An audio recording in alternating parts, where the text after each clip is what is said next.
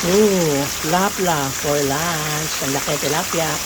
Ayan na, pwede na, luto na mga kagigil. Ay, sarap. Kaya na gusto niya sa usawan dyan, kalamansi at toyo. Sarap nga naman, pero ako gusto ko sukang pinakurat. O, di ba? Ayan na. O, tigisa kami na at yan na ng tilapia. Ang sausawan niya, ayan. Toyo na may kalamansi. Ako naman pinakurat. Ayan. O, di ba? Kain na tayo mga kagigil. Ano pala kami munggo? Bigay ng tsahin ko. Munggo. Mainit pati na.